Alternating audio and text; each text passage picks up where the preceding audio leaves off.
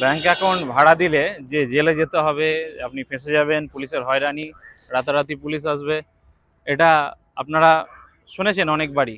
কিন্তু একটা নতুন আপনাদের গল্প বলি। আপনাদের কাছ থেকে আপনার কোনো বন্ধু অথবা শুভাকাঙ্ক্ষী, কোনো এনজিও অথবা কোনো ট্রাস্ট বিভিন্নভাবে ব্যাংক অ্যাকাউন্টগুলোকে তুলছে এবং বিভিন্ন ক্রিপ্টোকারেন্সি, কখনো ব্যাংক অ্যাকাউন্টের ক্রেডিট স্কোর বাড়িয়ে দেওয়া, অথবা আপনার শেয়ার মার্কেটের নামে অ্যাকাউন্টগুলো তুলছে। কিন্তু শুধুমাত্র অফলাইনে নয়, অনলাইনেও ব্যাংক অ্যাকাউন্ট ভাড়ার অনেক প্রসেস আছে এবং সেখানে আপনি ডাইরেক্ট ইনভলভমেন্ট হয়ে যেতে পারেন, মামলার সাথে ডাইরেক্ট আপনার নাম জড়িয়ে যেতে পারে এবং আপনার শুধুমাত্র মামলায় নাম জড়িয়ে যাওয়া নয়, মানে বেল পাওয়া আপনার জন্য খুব কঠিন হয়ে যেতে পারে।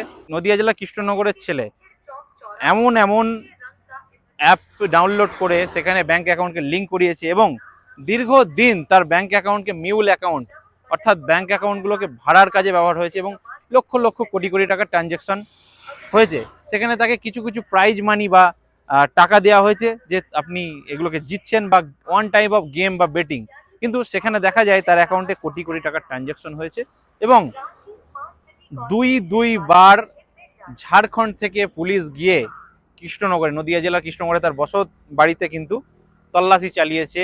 তাকে খুঁজে না পেয়ে পুলিশ কিন্তু ফিরে এসছে।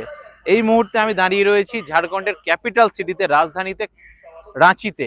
রাঁচির যে লোয়ার কোর্ট আছে, জেলা আদালত, সেই জেলা আদালতে যে অগ্রিম জামিন, অ্যান্টিসিপেটরি বেল রিজেক্ট হয়ে গিয়েছে এই ছেলেটার, কৃষ্ণনগরের ছেলে, নদিয়া জেলার, এবং তার জন্য দ্বারস্থ হয়েছে এই যে ঝাড়খণ্ডের যে হায়ার কোর্ট, উচ্চ ন্যায়ালয়, সেই হাইকোর্টে আবেদন করার জন্য এসছি।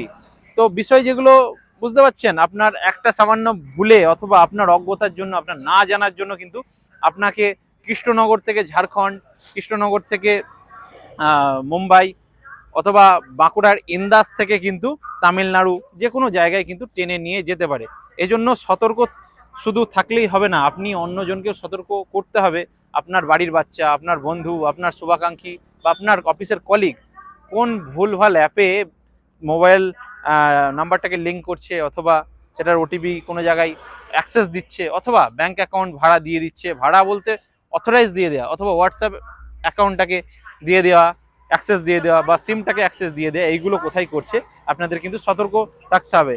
আপনি একজন মানুষের যদি প্রাণ বাঁচাতে পারেন তাহলে কিন্তু এটা অনেক বড় একটা মহৎ কাজ।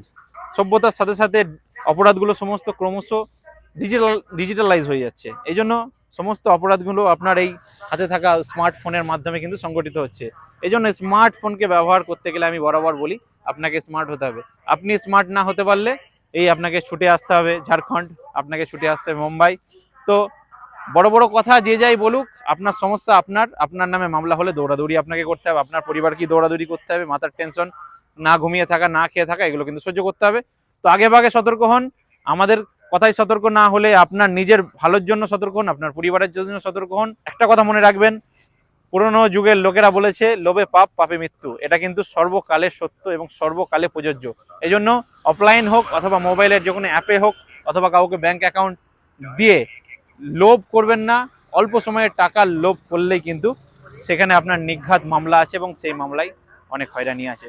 ভালো থাকুন, সুস্থ থাকুন, আবারও কোনো সচেতন ভিডিও নিয়ে আপনাদের সামনে আসবো। ধন্যবাদ।